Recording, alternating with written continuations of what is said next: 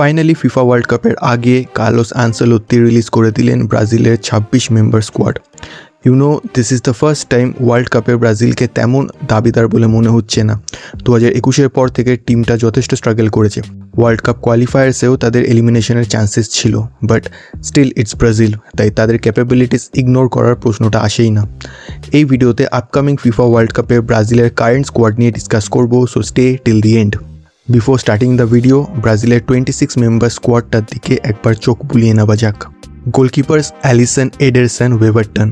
Defenders Alexsandro, Bremer, Danilo, Douglas Santos, Gabriel Magalhaes, Ibanez, Leo Pereira, Marquinhos, Wesley. Midfielders Bruno Guimaraes, Casemiro, Danilo, Fabinho, Lucas Paquetá.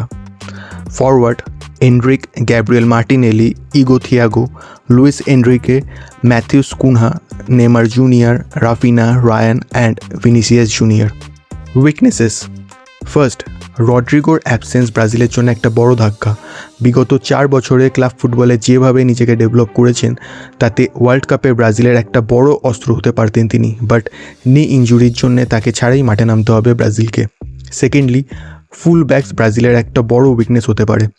Danilo, Alexsandro আর Douglas কোস্টারদের average age 33, which means তারা তাদের physical স্ট্রেংথের prime পেরিয়ে এসেছে। And we all know full backs কতটা physically demanding position. France, Spain বা পর্তুগালের মতো টিমগুলোর উইঙ্গার্সদের এগেনস্টে এক্সপোজড হওয়ার চান্স আছে ব্রাজিলের। এছাড়া এই ফুলব্যাকসদের অ্যাটাকিং কন্ট্রিবিউশনও খুব কম। অ্যাজ এ রেজাল্ট উইং পজিশনে পুরো ক্রিয়েটিভ বার্ডেনটাই উইঙ্গার্সদের ওপরে পড়বে। থার্ড, ব্রুনো গুইমারেস, ক্যাসেমিরো আর ফ্যাবিনোকে যদি একসাথে মাঝমাঠে দেওয়া হয়, তাহলে ব্রুনোর এনার্জেটিক গেমিং ডিসপ্লের সাথে বাকি দুজন ম্যাচ করতে পারবে না।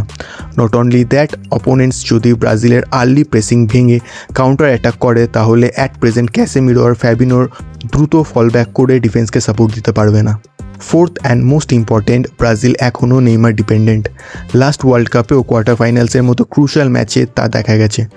আর নেইমারের ওপরে ভরসা করা সবথেকে বড় রিস্ক তার ফিজিক্যাল ফিটনেস। একটা ম্যাসিভ এসিএল ইঞ্জুরির পরে তিনি স্যান্টোসে কামব্যাক করেছেন, তাই ওয়ার্ল্ড কাপের মতো স্টেজে মরক্কোর মতো অপোনেন্টসদের এগেনস্টে তার ম্যাচ শার্পনেস নিয়ে প্রশ্ন থাকবেই।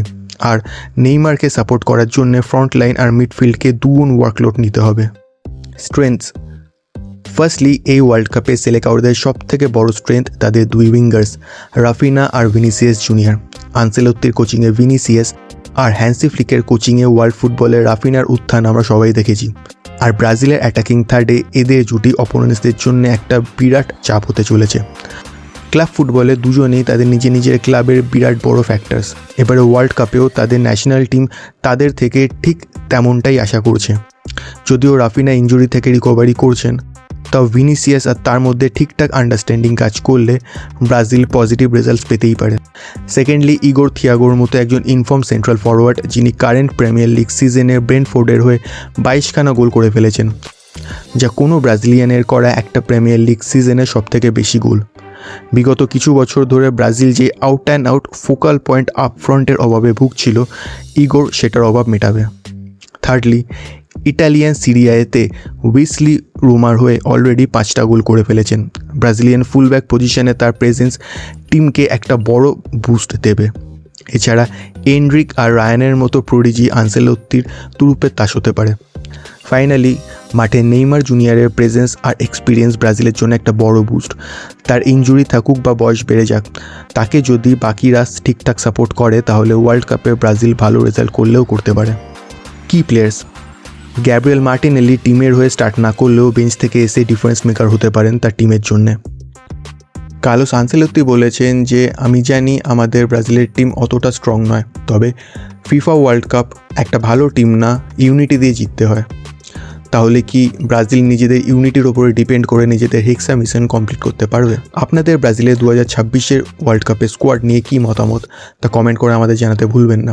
ব্রাজিলের এই 26 জনের মধ্যে কে ব্রাজিলকে এই ওয়ার্ল্ড কাপে এগিয়ে নিয়ে যাবে, সেটাও আমাদের জানাতে ভুলবেন না। ভিডিওটা ভালো লাগলে লাইক এবং বন্ধুদের সাথে শেয়ার করবেন, এবং ডে টু ডে স্পোর্টিং আপডেটসের জন্য অবশ্যই স্পোর্টিবংকে সাবস্ক্রাইব করবেন। পরের ভিডিও নিয়ে খুব তাড়াতাড়ি ফিরে আসবো, তাই স্পোর্টিবংয়ের সাথে থাকুন।